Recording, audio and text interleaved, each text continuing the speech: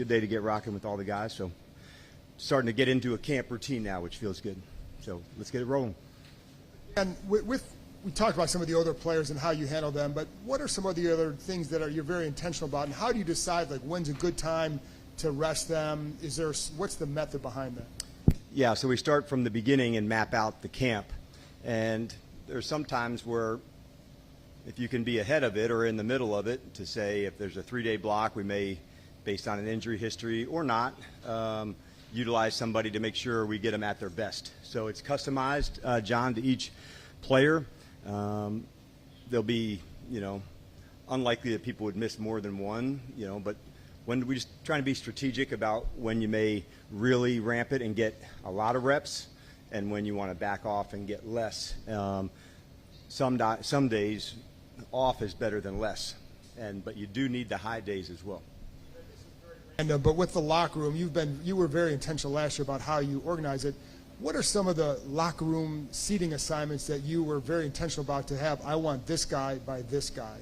Not as much as you think. The main thing you don't want, in my opinion, everybody who's in the same meeting room sitting next to each other then in the locker room as well, because then like all of our diversity isn't a strength, because we're just with the same group in the meeting room, in the locker room, you spend so much time together. So that would be the main thing. But past that, there is a lot of leaders here. So where you may have done that in the past, there's really a really strong group connected here. How do you go about setting the expectations for that pace that you're talking about? Like, okay, I want to get this accomplished in this amount of days, and you pick up where you left off at any camp, or have you ever had to go back and then build back up? Are you regarding like the system of plays? Yeah, like what you're accomplishing, what you're working on. Yeah, for sure. The first part is like dual. And in a training camp at the start of it, you don't want as many long extended plays. So you can control that by the amount of work that you do. Like in the old days, you may have, this is what we did in the spring, this is what we do now. So now I can control it by doing more work down in the low red zone, which would limit the long running, and then add on to the yards and the workload as it goes. So even the timing of practice, all right, first one's 80, and then it goes, and on and on. So it's different than the spring for sure. I think an old coaching method we had was, hey, these are the installs in the spring, we did them, and then you just repeat them at a training camp. I don't think you can do that anymore based on how the off season is. So I just customize it to now, and then this block will be over, and then we'll turn on the next one and have another emphasis beginning on Sunday with the team. And then also, because things are structured differently and you don't have those 2-a-days and those longer practices, did you have to adjust in your mind, like not being frustrated that you're not getting as much done because you have to be more mindful of shorter times?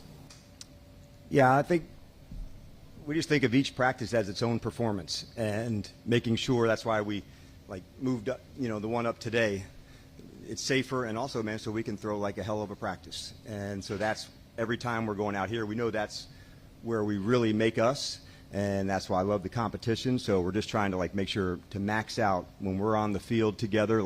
That's our thing. That's the most important thing that we can do during the day together, is the time out on the field. So all the prep and energy and scripting and them preparing their bodies and minds to do that, it all leads to them being able to go perform. So it's the same for everybody. So can we do it better than the other 31? And that's why I like the collaboration, teammate to teammate, giving each other feedback. We're trying to find any margin to get it, to share the information, to get better. And if we can do that better, that's a double win. Me giving my best, you giving yours, and now we kind of lift each other by going after it. So we'll dig into that hard. How exciting, I guess, is it to have Michael Gallup back in football, playing here, and how has he looked so far? Yeah, Mike, yesterday you felt the length. He can really extend to go get the ball. There's, one of the things he's known for is deep ball, and, on the sideline, being able to use that length and extension. So he's got a great energy about him, and just getting back into the flow of it with a new system also. It was good to have him through the off season to get himself prepared, to really come and do his thing. So, yeah, it was nice to see him make some plays yesterday. Dan, not all incoming first-round picks are the same in terms of maturity coming to the league physically or whatnot. With Josh, true junior, 21, how have you kind of seen him handle so far this experience, and what have you just kind of seen his play so far?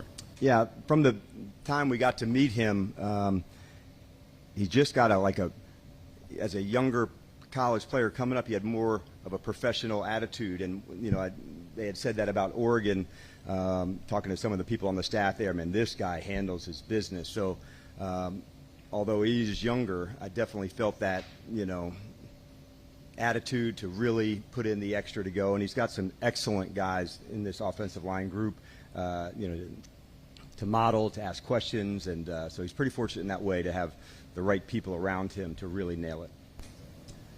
I know the Terry conversation is for Adam, but we're still waiting, I guess, to see what's going to happen. In general, I guess, just sort of how surprised are you that we're still here and this is still an ongoing conversation? Yeah, I'm glad you brought it up because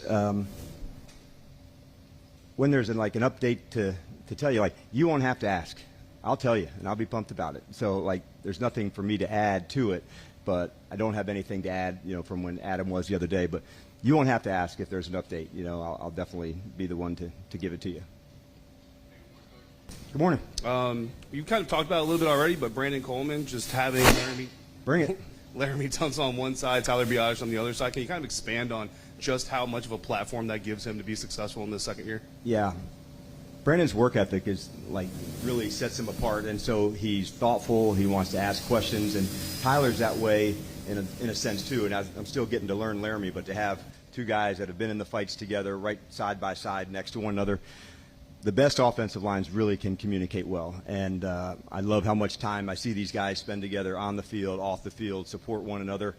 So from Brandon moving from outside to inside, for guys like Nick Allegretti, he's the greatest teammate you can have. He's just all in with you. And so he's an example of somebody that Brandon can also talk to. What about this technique? What about that look? And you have to figure some of it out on your own. Not every technique works for every single player, but Brandon's thoughtful enough to say, okay, this is what works for me.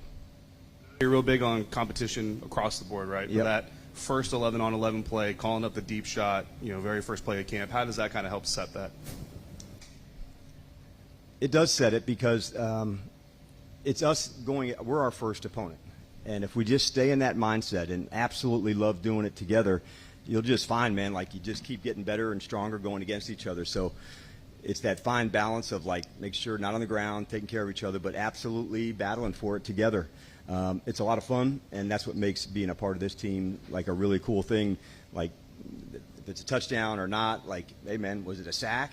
Was it not? And so then on to the next one, and then on to the next one. And if you can kind of stay in that moment and not looking past, I beat you or you beat me, and then now we're going to the next one, it helps fuel, getting better. Hey, good morning, Coach. Good morning. So what does the next step look like for Ben Sinnott and Javonte Jean-Baptiste? Yeah. It started in the offseason. Both of them gained some strength and some size. They've added confidence in their game because now more reps, more techniques to do that. And now we just need to get them in and playing. But both of them have really, kind of jumped out to us this offseason to say, okay, this is your time. You've, put the work in. Now you get to go do that. And so finding ways for them to express that in practice, here, against other teams, preseason games, that's the next step. Hey, Coach. Good morning. You talked a little bit yesterday about really looking at some of the players that just came here, Right. Goldman and Ken Law and all those games as far as how they're mashing. In the early stages of camp in getting ready for the Patriots and the Ravens inter-squad scrimmage, early on, what is it that you want to see from this team as a whole? Understanding one another. I want to hear the communication. That's what I want to see at practice, so they have a rock-solid understanding of a technique. For people that have had lots of experience, okay, I've done it this way, but this is how we'll do it here. That's a big piece of it.